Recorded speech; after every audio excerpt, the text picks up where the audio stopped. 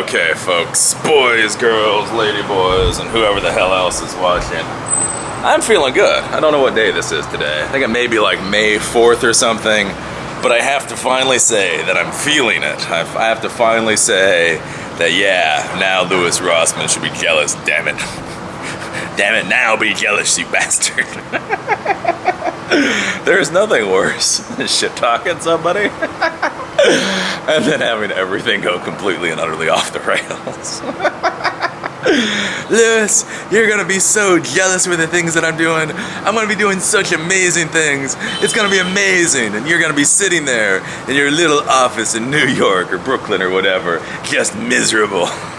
And then Louis sits back and goes, oh, skin rotting disease. Yeah, I'm not too jealous of that. Yeah, no. Eli, there's a lot of things I may be jealous of in life, but watching your foot rot off your body, no, I'm not gonna be jealous of that. But anyways, as things go, as I always say, you never know what's going to wind up being good, and you never know what's going to wind up being bad, and that's why you go on adventures to find out. Because I have to say, Siem Reap is fucking awesome. I love Siem Reap. We've been here 3 nights so far, so I guess it's 4 days now. Booked for another 3 nights. I may actually see if my wife wants to do a couple of nights after that. And this is just a wonderful little place. Like, we're in the middle of Cambodia, which is one of the poorest countries, like literally in the world. Like really fucking poor. But like you come in here to Siem Reap, and this is great. This is nice. I mean, the tuk-tuk drivers are annoying as crap. But otherwise, it is a really great little place. So we're in Siem Reap. We're in, I guess it's the old French Quarter, because Cambodia used to be a French colony. And so all the buildings, even though they're cement, they're kind of built with this like French, like this open colonial style, like you can see. They're comfortably laid out. The food is actually pretty darn good. The people are pretty nice. Again, other than the tuk-tuk drivers are annoying as ballsack. But everybody else is pretty good, pretty tolerable. They've got a nice little walk along the river I showed you folks the other day. Now, admittedly, the walk along the river is amazing. Crossing each of the streets as you walk along the river needs to do a little work on that. But this is a really nice place. I do have to say, darn it, Louis, I was hoping to make you jealous, and here, I believe is where I start to make you jealous, you bastard. So we've been here, like I say, a few days. First day, we just kind of wandered around, and then yesterday we finally went off to see Angkor Wat. Angkor Wat is definitely, it's everything that they say. Just absolutely huge, absolutely amazing. You just sit there and you're like, holy crap. Again, when you're in Angkor Wat, you know, that's why, you know, there's this whole people think I'm like the social justice warrior or whatever. As I always say, I'm the common sense warrior. But like when you're in Angkor Wat, you really see like how skewed to the West most Western history and all that kind of stuff is. Like you hear about the Roman Colosseum, and you hear about the pyramids, and you hear about the castles, and you hear about all these things, but you don't realize how skewed things are until you're sitting in front of some of these Asian ruins, and you just realize how mammoth and massive these things are. And the fact that so many people don't even know that they exist. I mean, like, so many people don't even know that Angkor Wat exists, much less, you know, have decided to create any theories about how aliens built it or anything else. But yeah, Angkor Wat is absolutely amazing. So we saw Angkor Wat yesterday, which is, I mean, you can watch pictures. I did video, so I'll upload the videos a little bit later. And then we saw another temple thing, because that's what's cool with this area, with Siem Reap area, is everybody hears of Angkor Wat. So Angkor Wat is a specific like temple complex. But what's amazing is that's one of them. There's Angkor Wat, and then is it Thom? There's another one. There's Bayon. So there's just a lot of these different complexes around. So it's kind of like a national park of old religious complexes, really. So when you come here, so we bought a 3-day ticket. So you can buy a 1-day ticket, which all you're gonna see, like yesterday, all we saw was Angkor Wat and another temple. You may have been able to see another temple after that, but it's a lot of walking. I mean, these are huge temples. It's not like It's not like in Thailand where you got a little temple in the middle and you look at the Buddha and go away. I mean, these are whole complexes. So we saw Angkor Wat, we saw a different one, and so maybe we could have seen another one yesterday, but that's really about it. You might be able to see 3 temples, and there's just so many. So you can buy a 1-day ticket, a 3-day ticket, or I guess a 7-day ticket if you're coming here. So we bought a 3-day ticket. The reason I bought a 3-day ticket is like the 7-day, so it's like $40 for a 1-day ticket, US dollars, not some weird ass Cambodian shit. $40 US dollars for like a 1-day ticket. Or no, what is it? I think it was $40. I don't know. It was something for a 1-day, pretty high for a 1-day ticket, pretty high for a 3-day ticket, and then it was like $100 or something for a 7-day ticket. So basically, my thought was, we'll wander around for 3 days. If that's good, then we save some money. Worst case scenario, we get like 4 days or 5 days. I can't imagine wandering around any more than 5 days. And so even if we wander around for 5 days, then that's still only the cost of a 7-day ticket, and so they'll be good. You do get a little bit of temple burnout. That is like one warning I will give you if you go to any national parks or any of these amazing things, is it's kind of funny to watch yourself like burn out. Like I remember like when I was backpacking through Europe, and I didn't go to the top of the Eiffel Tower, because by the time I got to the Eiffel Tower, I just didn't give a shit anymore. I was in like the Prado, whatever, in Madrid, one of the most amazing art museums in the world, right? And I like art. I go and I look at a lot of art. I love art, and I just seen like so many art museums at that point. I'm just kind of like walking, like literally it's like, oh, I'm supposed to go to the Prado or the Prado or whatever it is. And it's like, I'm supposed to go here. So I went there and I paid my admission or whatever. And then I like literally walked through the museum. No idea what's there. No idea. To this day, I'm not even sure what I saw that day. But I walked through the museum, right?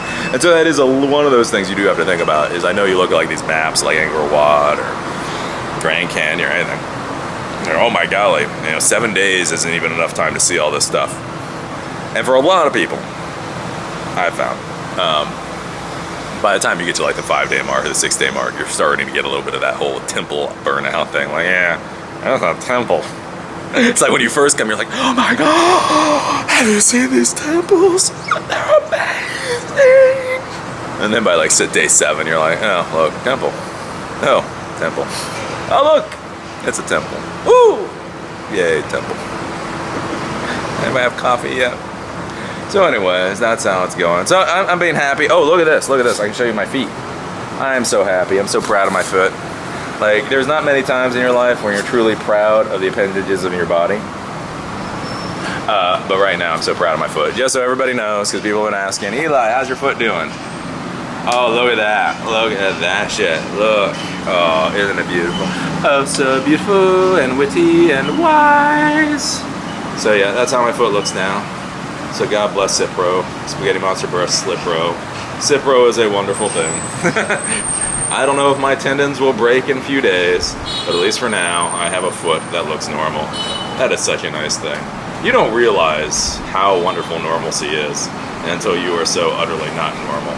But yeah, that is my foot, just so everybody knows. Woo! You can see all the little veins sticking out. Oh, that's some good stuff right there. So, but yeah, anyways, as far as the other fronts, yep, my foot has healed up quite nicely. Yesterday was my last day of antibiotics, so I took the last Cipro in the morning and the last, whatever the hell it was, lunch. I'm very happy about that. One of the reasons I'm happy about that too is I'm bloating up a little bit for reasons other than water gain. Because with these antibiotics, they really warn you to make sure that you eat before you have them. And so when you have antibiotics, strong antibiotics 3 times a day, you have to make sure you eat, so there's something in your stomach. And so I feel like I've been overeating a little bit. So I'm pretty happy that the I'm done with the antibiotics. So now I just have to worry about whether I'm hungry or not, and not whether or not they're gonna mess with my stomach. So yeah, because the food here is good. The food here is good. Again, Thailand was pretty good too, but I like, if you ever come to Cambodia, there's something called amok. Sounds tasty. It's A-M-O-K, but that is very good. That is like the Cambodian curry. They know how to make themselves a Cambodian curry. So I've been having amok and I don't know, whatever other foods they put in front of me. So that has been a very good thing. Overall, like I say, Siem Reap. Here's the deal: you can fly anywhere in the world. Where in the world? You can get a connecting flight directly into Siem Reap. You can be here for a week, and then you can fly out. And I would say that is the way to go. Yeah, and that's one of the reasons I'm doing these particular videos as we travel around. It's just because I think some people like don't understand that. Again, when I do these videos, as I talk about these videos and all the videos I've ever done, it's about empowerment versus aggrandizement. And a lot of people can't seem to get this through their head. And so what aggrandizement is what most people do. Is what they do is they go out and they create content. And they make sure that they jump cut that content and they script that content and they do all the things in the content to make sure it comes out that they look awesome. Look at how cool I am, right? And so the thing is, when you do content like that, if things go badly, you just write it out of the script. If you look like an idiot, you write it out of the script. The problem is that then puts you on a pedestal because look at how awesome you are. And then everybody else is like, wow, why can't I be like that person? It's like, because they're cutting out all the crap, right? And so like when I do these videos, when I do all this content, it's about empowerment. It's showing you how this stuff really and actually is. So again, like I say, when we go to different places, like I thought Pattaya was going to be better than it was. I really did. Like Pattaya, a nice little beach town in order to get bed rest while my foot heals up. I thought that would be a good thing. And again, like I say, for me and my wife, I know some people are like, oh, be snarky. But we actually like South Beach. We actually love South Beach. I would be happy to buy, like, the next place we buy a house or condo, I would be happy to buy a condo in South Beach.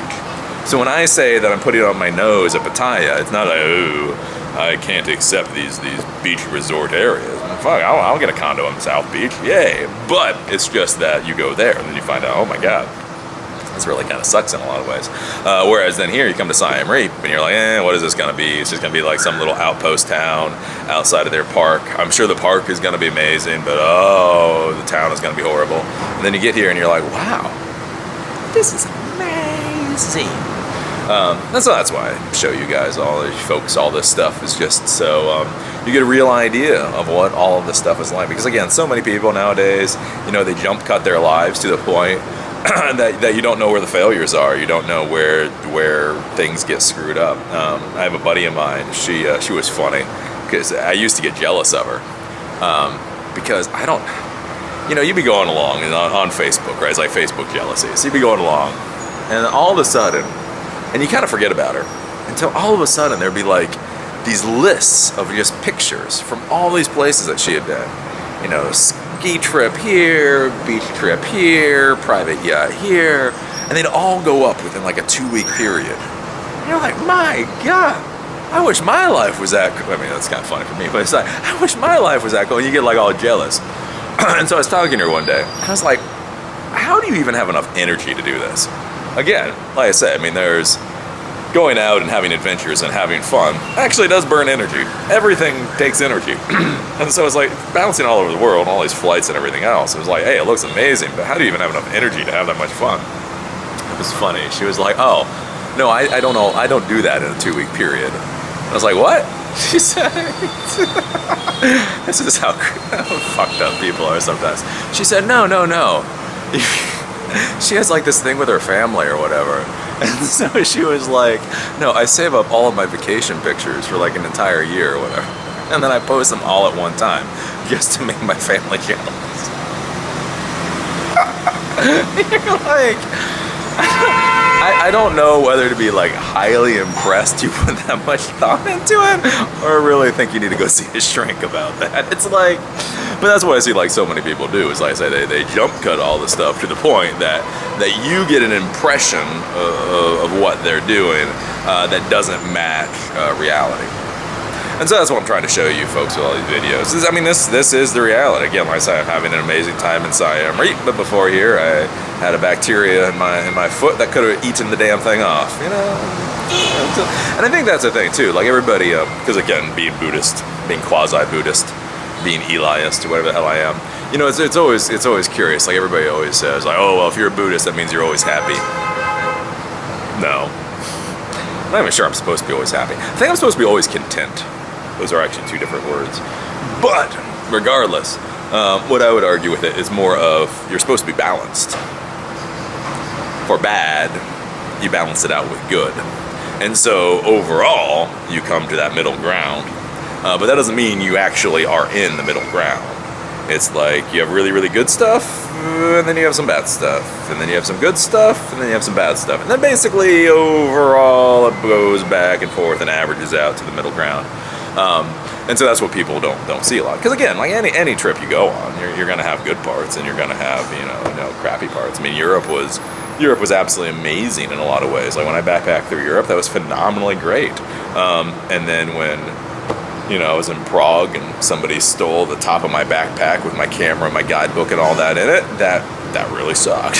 You know what I'm saying? Yeah, there's good points and bad points to every kind of trip. Again, like with last year when we went out in the travel trailer.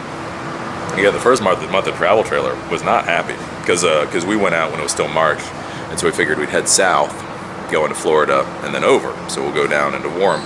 Well, it was one of these weird, cold, humid springs, and so we were in our first little travel trailer, and it was just like one of those, like, just this cold, dank humidity just fell on everything. Like you were never warm and you were never clean all at the same time. That was not fucking fun. That was not as fun as you think. And so, like, yeah, we went down, we saw Charleston. Charleston was nice, but then we were in Florida. Weren't really happy in Florida. We went to New Orleans. A lot of good things about New Orleans. But we actually left there early because, again, it was just hot, rainy, so we spent like 4 or 5 days there. But and then we go to Texas, and then, but that's the thing. But then we hit Carlsbad Caverns. And oh my God, Carlsbad Caverns are like the most amazing things you've ever seen in your life. So then we went from Carlsbad Caverns up to Gila National Park. Absolutely fucking amazing. And then from Gila National Park, we went to Mesa Verde, I think. Again, another amazing one. Then we went over the $1 Million Highway, and I almost shit myself. That's a scary one. And then we went into Montrose, and we really liked Montrose. We ended up staying there. And that's when we got the bigger trailer. And then from Montrose, we went to Denver. It was amazing. And so that's a thing. Like, with any trips, it's or with anything that you do, there's the good parts and the bad parts. So, like, if you heard me talk about the RV trip last year, if you heard me talk in the first month, it sucked ass. But then if you heard later on, it was amazing. I really liked there was a quote from a TV show called White Collar. There's a crime show called White Collar, and there's this guy Maz in there. I love Maz. He's like this little short bald guy, and they were talking about happy endings, and Maz said, any story can have a happy ending. All that matters is where you stop telling the story, right? Especially, like I say, with human lives, we're not the movies. This isn't Star Wars. This isn't Marvel. This isn't whatever else. So you have good, and then that's the thing. It's just like you meet your wife and you fall in love. Yay! 50 years later, 20 years later, 5 years later, things are going downhill and she dies. Boo! Is that a happy story or a sad story? It's where you cut it off. If you talk about being alone and then meeting the love of your life and then marrying the love of your life and buying the first house with your love of your life, and then you have the credits come down, well, then that's a happy, wonderful, amazing story. Right? On the other hand, you take the exact same life, you have another 2-hour period where she gets diagnosed with some horrible disease and everything's going downhill, and the credits roll after the guy is sitting there looking at the tombstone, and you have a sad story. Same fucking life. It's just where you cut the story. You know what I'm saying? And so what I'm trying to do with these videos is just show you folks the whole thing, so you can decide. Because I think that's the problem. So many people go out there and they see everybody have these amazing times. Oh, look at that person. They always have a wonderful time.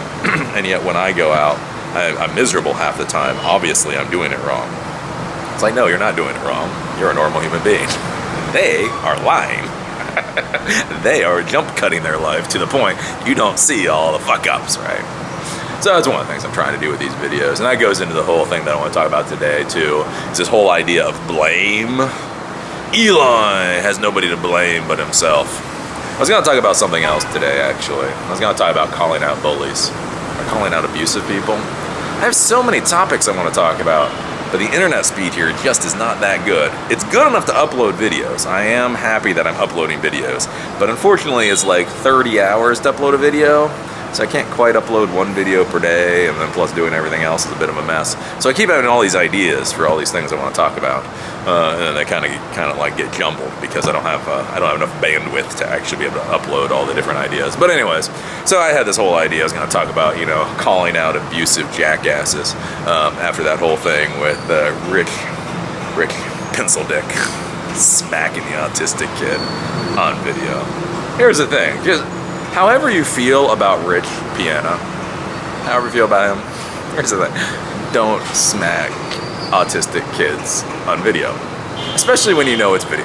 Again, it's one thing, like, I don't have a lot of sympathy for Hulk Hogan, but it's one thing when you do something stupid in the privacy of your own home and then somebody records it and it goes out to the world.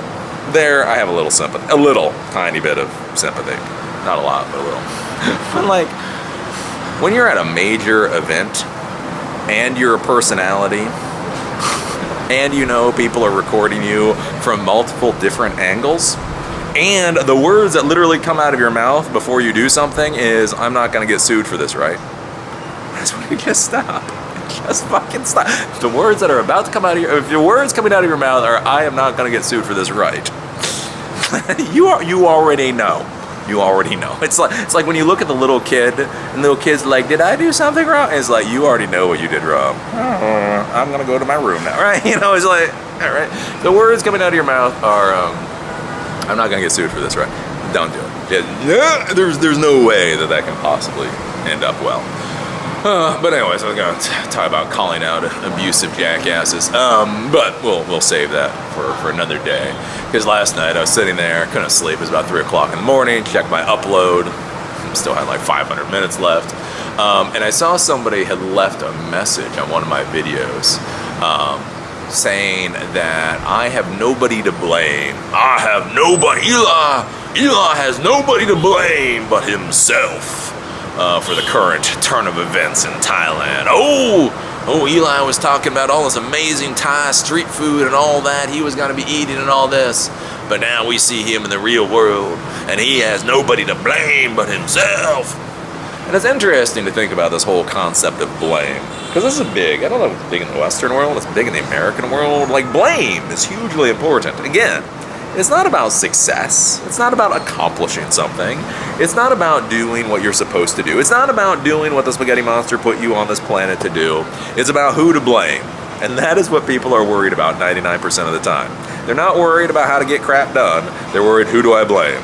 Is it my fault or their fault? And of course it's their fault. And even if it's not their fault, I'm going to figure out a reason why it's not my fault. As long as it's not my fault, because that's the most important thing, right? That it's not my fault. It's not my fault, right? Somebody please tell me it's not my fault. Anybody, it's not my fault, right? Right? Well, here's the thing. Just to put everybody's mind at ease, it's Lewis's fault. Louis Rossman, I blame you. Why do you blame Louis Rossman? Because he's fucking Louis. Have you looked at his face? He has a little fucking little grape that just hangs in front of his lips as he talks. He should be blamed for everything. It's just horrible. Anyways, it's not Louis Rossman's fault. It's all my fault. It's always my fault. Your life, my life. Well, not your life is not my fault. My life is my fault. Your life is your fault. If it is your life or if it is my life, it is the person's life. It is fault. It is life. God damn it. That was supposed to come out brilliantly. That was gonna be like Shakespearean. It wasn't.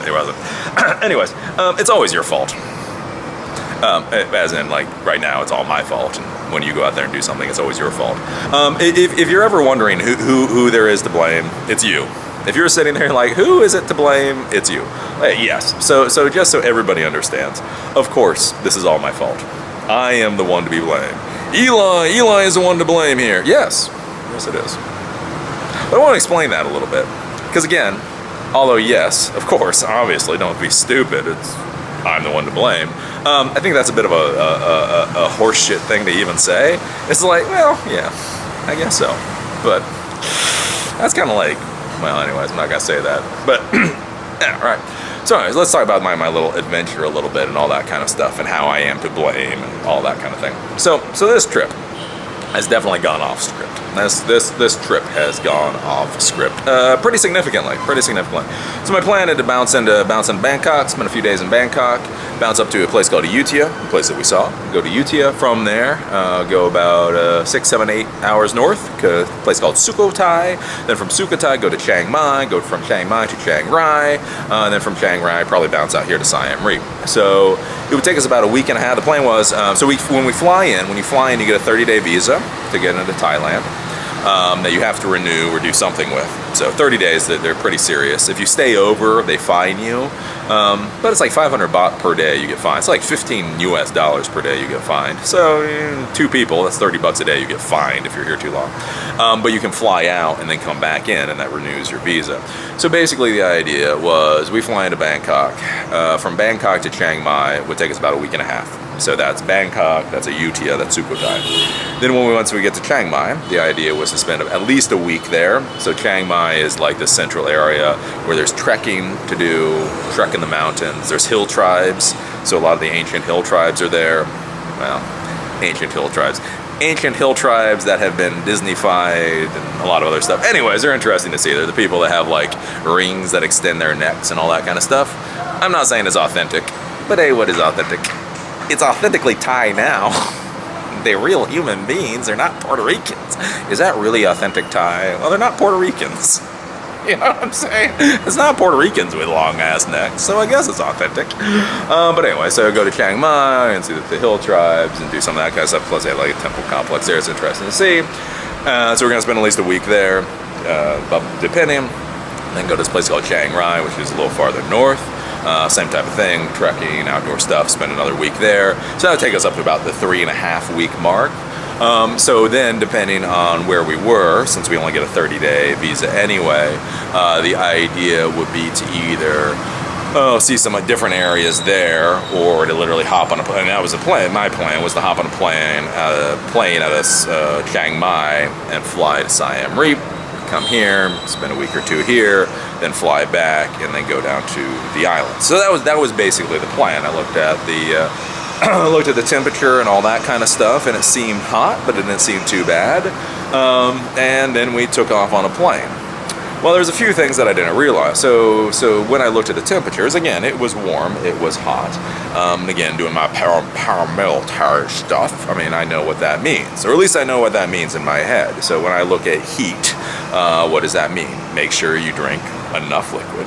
Make sure you get out of the sun. The big thing is getting out of the sun most of the time. It's not even coolness, getting out of the sun. You know, make sure you're feeling good and all that kind of stuff. So that's what I was worried about. That was the focus. So when I sat there and I saw the heat, that's what I thought. So then we fly in, and the thing is the heat itself wasn't too bad onto like the heat. But then like almost immediately when I hit the ground, I started to bloat up. And I started to get like the worst heat rash in my life. Like both hands were like covered in heat rash, and then I had heat rash going up, starting to go up my arms. And again, that wasn't in the plan. So I know there was heat. Yeah, I know there was heat. Drink water. Drink water. Just a second, I think I broke my leg. Drink water. Drink water. Okay, I don't think that's drink water. Anyways, okay. So we got here, and so I started having that horrible heat rash. And then at that point, like I said, we started looking around, and the Thais themselves had all this white goop on them. I'm like, why the hell do the Thais have white goop on them? And then you come to find out, they're like, oh, yeah, this heat is so bad, even they're having problems. What that white goop is that the Thais are coating themselves in calamine lotion because they're fucking having heat rash and prickly heat and all that kind of stuff. So then, once we're here, again, I knew it was going to be hot, but didn't realize it was that hot. And one of the searches I didn't do, like I searched for heat. What I didn't search was for heat wave, and that's when we come to it. And after we've been here, I think it was in Ayutthaya, I started putting 2 and 2 together, and then just Google searched heat wave, at which point it came up that, again, the worst heat wave in 65 years. Again, I looked at temperature, I looked at climate. But anyways, So you sit there and like, oh, okay, so this really is the worst heat wave in 65 years. And again, there's a difference between being like, oh, I'm a whiny little Westerner coming to a hot place, and seeing all the local people that are in that hot place going, oh my God, it's hot. Like one of our guest house owners, he was just like, he was so adorable. He's like, it's so hot. Oh, it's hot. You're like looking at this tie going, it's hot. You're like, oh, I guess it's pretty hot then. All right. So anyways, so we're looking at that, and then that's when I had my whole problem with my foot. So my foot started blowing up from that cellulitis. Sounds a lot nicer than it is. Again, anybody's like, oh, Eli got cellulitis. Go do a Google search for cellulitis. Image search. It's not a good thing. And so I started to get that, and then the question became, okay, so what do we do next? And so we either go north, and that's the thing, is like travel in Thailand is slow, especially by land. And again, if I have a foot blowing up, I'm not really sure how I feel about flying. Like, again, because you can fly from Chiang Mai to Bangkok relatively easily if your foot isn't turning into a football. And so what we looked at is the thing is, and like I say, and what we didn't Google search either, was apparently this is like the burning season in Chiang Mai. Oh, God, these bastards just make their lives worse. So not only is it like 105, literally 105 degrees Fahrenheit in Chiang Mai, but this is like when they just burn shit for whatever reason. And so we started talking with people that have been up in Chiang Mai that were talking about it is like currently like ghastly up there. Because can you imagine like 105 degrees and essentially the equivalent of forest fires all around you? We ran into one Swiss girl when we came to Cambodia, and her face was just broken out to high hell about just these pimples, pus balls and stuff on it. And she was like, yeah, it's horrible. She was like, I went up there. And so that was the thing. That was what we hadn't figured out. So that's the whole thing, like with all this. So we did that, and then we come over here.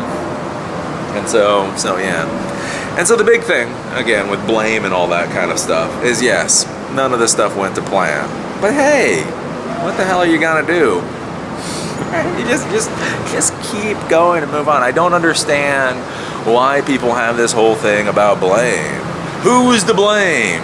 Who cares? Who cares? I'm telling you folks what I did. I did my nice little Google searches. I have been here before. I did my nice little planning, and things haven't exactly gone to plan. And so here's the thing. I can sit here and I can worry about who to blame. Who am I gonna blame? Or I can figure out what to do next and go with it. And again, as I say, I think we figured it out pretty well. Siem Reap is very nice. We're just gonna keep going. As far as some of the other stuff, because it was interesting to hear this person complain, and it was just like, oh, you're so adorable. Have you ever been out of your city before? You obviously haven't backpacked anywhere. But it is curious to see like some of the people complaining, like he was giving me crap about talking about Starbucks. Oh, talking about Starbucks, and you can't go and do a Google search and find out where the good coffee is. Yeah, there's no good coffee. Chiang Mai, I think it was Chiang Rai, there's supposed to be good coffee, but otherwise, there's not a lot of good coffee around. But one of the things though, for you folks to think about, like when I talk about Starbucks, again, I say a lot of things like tongue-in-cheek and also supposed to be funny, and also supposed to give you folks something to think about. Is again, as an American, as an American. People say as American as apple pie, and I would actually really say, traveling around the world, I would argue it's more as American as drip coffee. Like, drip coffee really is like an American thing. I guess like an American and a Canadian thing. I don't know about Mexico. I haven't been to Mexico. Need to go to Mexico. I got that whole drug war thing going on right now. When the drug war is over, I'll go to Mexico.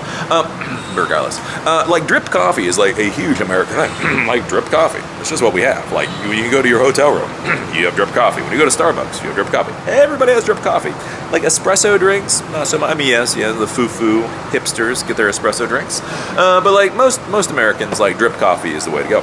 And so one of the things, like when I talk about like going to Starbucks here, be like, oh, look at him, he's American going to Starbucks. Is one of the reasons I talk about it. It's because it's actually a funny experience to go to something that is so branded in your mind. Think about it like something like Starbucks or McDonald's or wherever you go to, and think about how good a job they've done branding themselves in your brain. So when you walk into it, you know what you're going to ask for, you know what you're going to order, so on and so forth. So when I talk about like going to Starbucks, one, I have to say, I didn't think there were going to be any Starbucks here when I came. It's not like I immediately sought out the Starbucks. It was like literally one day I was like, what the hell? That's a Starbucks. Right? So one, I didn't expect Starbucks there. And then two, it's talking to you folks about the experience of going to these brands or going to these places with these expectations in your mind. And then how weird it can be when it simply does not go to plan. Again, so I walk in and I know there's a whole Thai language barrier. So it's like Venti Pike Place. And they're like, Pike Place? Yes, Venti Pike Place. Right, so I've been to lots of places. Venti Pike Place. Right, I can say that in any language. Venti Pike Place, right? And they don't know what the fuck a Pike Place is. They like literally have no idea. And so I was sitting there, and that's the whole thing. Like what? And then even like I say with like drip coffee. So they don't do drip coffee Pike Place here. They only do Italian roast. But then like when you go to order like drip coffee in a Starbucks, you always have to wait 5 minutes. They never have drip coffee ready. Which again is fine. I'm not like, oh, look at these uncivilized Thai for not having drip coffee ready. But think about how much you take for granted how these brands and all that work. And again, think about walking into a Starbucks where I have to explain drip coffee to you. All right. So I heard that was one complaint. So that's one thing to explain to you folks. Again, when you go international, it's not what you think it is. Again, like they don't have half and half. Half and half don't exist. Don't exist.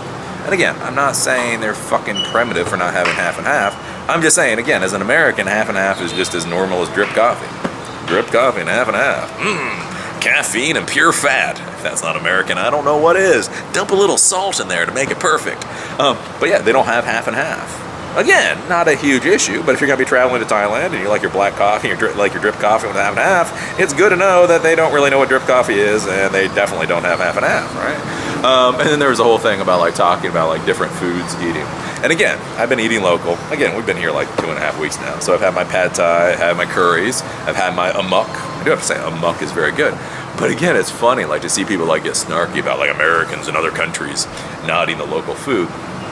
And again, it's like, hey, dumbass, why don't you get out of your country and throw a pack on and see what it's like?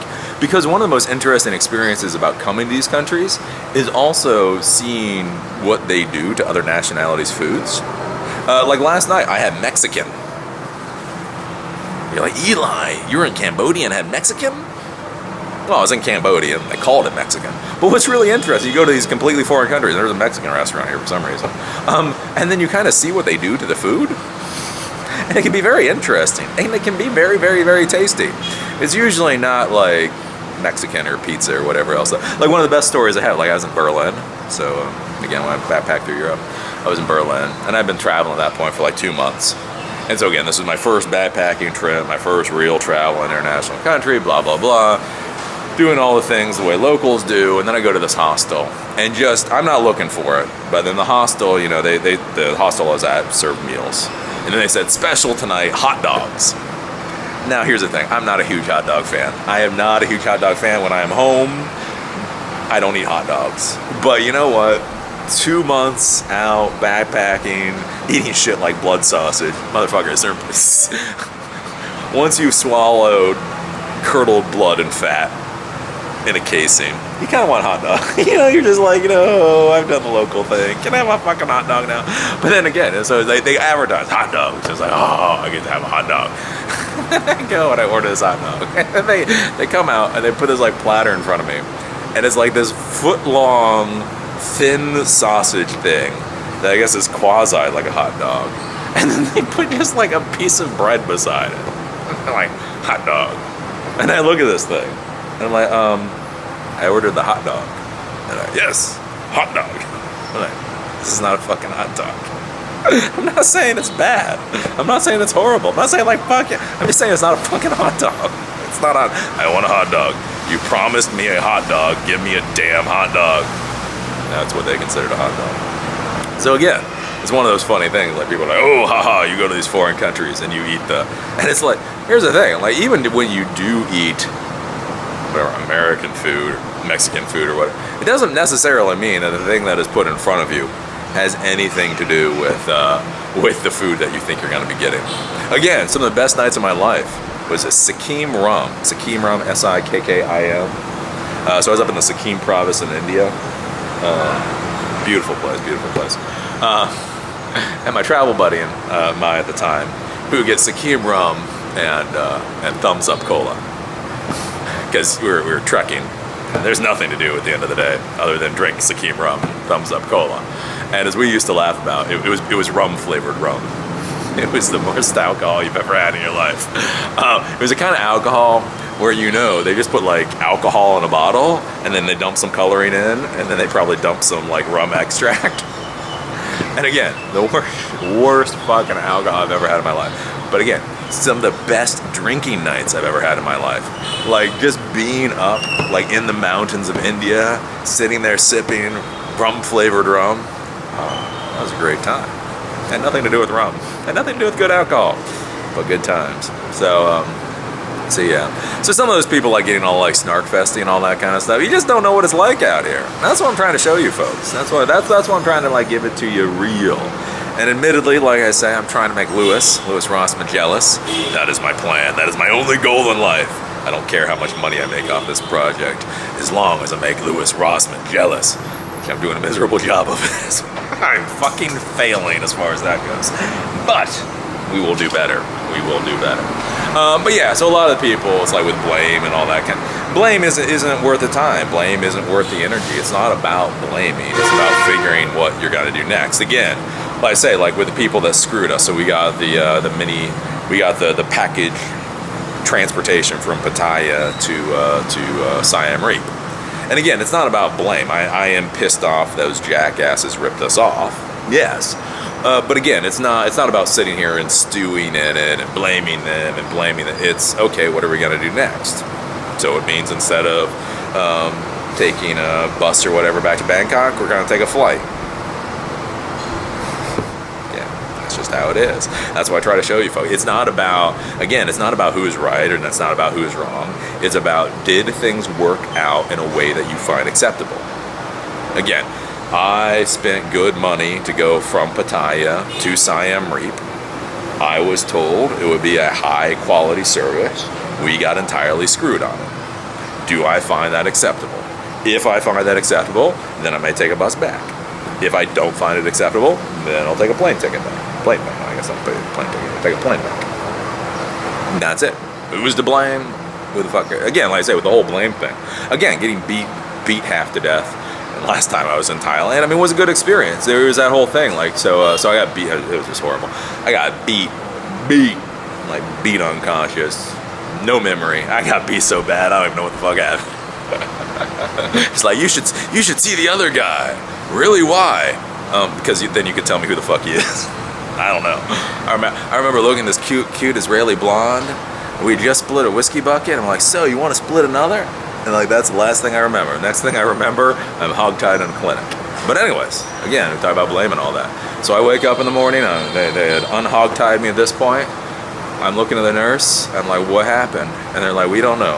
And they said we don't know. The British, a couple of Brits found you, or Aussies or whatever found you, and you were in the water, like half out of your mind, splashing water up and down. So they dragged you in here. We patched you up. You were aggressive, so we hogtied you. And they said, so yeah, we have no idea. We literally have no idea what happened to you. The people that brought you in didn't see what happened to you. It was after the fact. And they said, look, because it was on Koh Phi Phi, this island. It was after the tsunami. And they said, look, there's no police here. There's no military here. There's not even a medical staff here. Like, this was actually Australians that had created their own clinic just to support people. Yay, Australians. And so they said, look, we have no idea what happened to you. There's no protection for you here at all. So you're going to get on the next ferry out. Period. Now imagine that for most people. You get beat bad. I mean, again, when I talk about getting beat bad, I was spitting out congealed blood out of my sinuses for about 3 months. It was bad. Like teeth. Oh, it was horrible. Right. But that was the thing. It's not about who to blame. It's not about retribution. It's not about vengeance. It's just like, get on the fucking ferry and get the hell out. You know, what are you gonna do? Oh, so that was a good life lesson there. But yeah, so everybody's like, who to blame? I need to know who to blame. I was like, why? I don't give a shit who to blame. What am I going to do next? The important thing is, what am I going to do next? Who is to be blamed? Me. I am always the one to be blamed. You can always blame me. When in doubt, blame Eli. Why couldn't I pay my rent this month? It was Eli. Isn't he in Thailand? Yes, but it's still Eli. I don't know why it's Eli, but it's Eli. Anyways, I see I've been babbling for about 45 minutes, which of course is not an hour. And as you know, I always try to do an hour-long video. But the tuk-tuk driver is coming at 9 o'clock, so we can go out and see more of... It's not actually more of Angkor Wat, it's more temples around the Angkor Wat area. So we'll see more of those today. So I should probably be going before my wife gets a little pissy at me. It's kind of funny, like having a wife, having a spouse. Now they kind of get pissy at you every once in a while. Because like we bought the tuk-tuk driver for the day. $15 for a day of tuk-tuk driver. Yay! And so like theoretically I could like sit here talking into a camera for the next like 3 hours. He's getting paid either way. But she'll be like, no, we paid him to take us around. It's like, he doesn't care. He can either sleep in the tuk-tuk down there, or he can drive us to where we're going and he can sleep in the tuk-tuk there. I don't think he cares. Probably does. Anyways, those are my thoughts. Anything else? Yeah, no. I'll keep you all up to date. Again, I think we're gonna be here for a few more days, and then we're gonna bounce back to Bangkok, and then we're gonna bounce back to the United States, and then we're gonna go from there. Again, it's so horrible. It's so funny though too.